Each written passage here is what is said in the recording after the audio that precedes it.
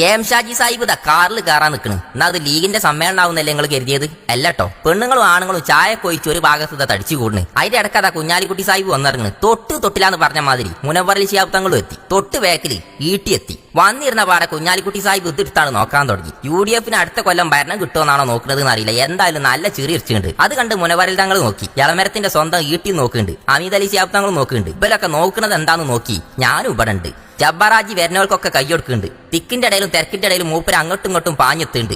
MLA MP കാറൊക്കെ ഈ മല കയറാതെ പൗതി വൈക്കലാണ് നിന്ന്. ഇരുമ്പിനെ ചൂടാക്കി പായണ ലക്ഷറി കാറുകൾ പോലും പൗതി വൈക്കൽ നിൽക്കണ ഈ മലയ്ക്ക് മുനവറലി തങ്ങളും അമീദ് അലി തങ്ങളൊക്കെ നടന്നു വരണമെങ്കിൽ അത്രക്ക് പ്രിയപ്പെട്ടത് എന്തെങ്കിലും ഒന്നും ഇവിടെ ഉണ്ടാവൂലേ? അത് പറയണതിന്റെ മുന്നേ തങ്ങൾ വിളിച്ചാ ഒപ്പം നിന്ന് ഫോട്ടോ എടുക്കാക്കാൻ പറ്റൂലല്ലോ. അതിപ്പം എന്റെ വീഡിയോ ഒന്നും ഇല്ലല്ലോ ജുനൈസയെന്ന് തങ്ങൾ ചോദിച്ചുമ്പം ഞമ്മക്ക് വീഡിയോ എപ്പോഴും ഉണ്ടെന്ന് കാണിച്ചു കൊടുക്കാൻ നിങ്ങൾ ഇതൊക്കെ ഒന്ന് ഷെയർ ചെയ്ത് വിട്ടുകൊടുത്തൂടി എല്ലാവർക്കും. കസാലകൾ നിരയായി നിരത്തി ചെക്കന്മാര് ഡബിൾ ആക്റ്റീവ്. പരുത്തൂര് കുയിന്റെ മുന്നിൽ നിന്ന് മുനവറലി ശിഹാബ് തങ്ങൾ ഇങ്ങനെ വർത്താനം പറഞ്ഞുകൊണ്ടിരിക്കണതിന്റെ ഇടയിൽ അതാ വരണ് സാദിഖ് അലി ശിഹാബ് തങ്ങൾ. ഒപ്പം വഹാബ് സാഹിബും ഉണ്ട്. കൊണ്ടോട്ടിന്റെ വള്ളിക്കുന്നിന്റെ MLA ചാടി ഇറങ്ങി. സാദിഖ് അലി തങ്ങൾ ഈ മലയ്ക്ക് ഇങ്ങോട്ട് എത്തിയപ്പോത്തിന് ലക്ഷറി കാറുകൾ പോലും പൗതി വൈക്കൽ നിൽക്കണേ. ഈ മല നിറച്ചു മനുഷ്യന്മാരെ കൊണ്ടാണ് നിറഞ്ഞി. കുയിക്കൊരു ചട്ടി സിമന്റ് ഇട്ട് സാദിഖ് അലി തങ്ങൾ ദുആ ചെയ്ത് ഈ കണ്ട മനുഷ്യന്മാരൊക്കെ ആമീൻ പറഞ്ഞത് ഒരു ചരിത്ര സംഭവത്തിനാണ്. അതിനാണ് മലപ്പുറം ജില്ലയിലെ കൊണ്ടോട്ടി മണ്ഡലത്തിലെ കൊണ്ടോട്ടി എടവണ്ണപ്പാറ റോഡിലെ വെട്ടുകാട് എന്ന സ്ഥലത്തെ 3.5 ഏക്കർ വണ്ടി പോലും കയറാത്ത മലയ്ക്ക് മനുഷ്യന്മാര് കയറിയത്. കൊണ്ടോട്ടി ശിഹാബ് തങ്ങൾ ഡയാലിസ് സെന്ററിന്റെ കീഴിലെ steps Shihab Thangal empowerment and palliative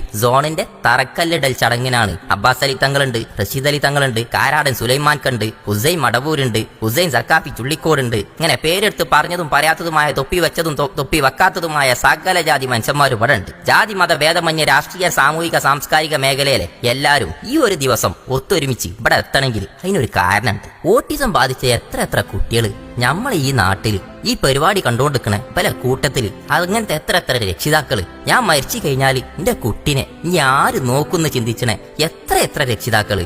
ഓൽക്കൊക്കെ ഓലെ ഓട്ടിസം ബാധിച്ച കുട്ടികൾക്കൊക്കെ താങ്ങും തണലുമായി ബുദ്ധിവൈകല്യമുള്ള പ്രായം കൊണ്ടും രോഗം കൊണ്ടും തളർന്നുപോയ കിടപ്പിലായ നോക്കാൻ ആരോരുമില്ലാത്ത പ്രായമായോലെയും പാവപ്പെട്ടോലെയും ഞമ്മക്ക് ചേർത്തിങ്ങോട്ട് പിടിച്ചണം.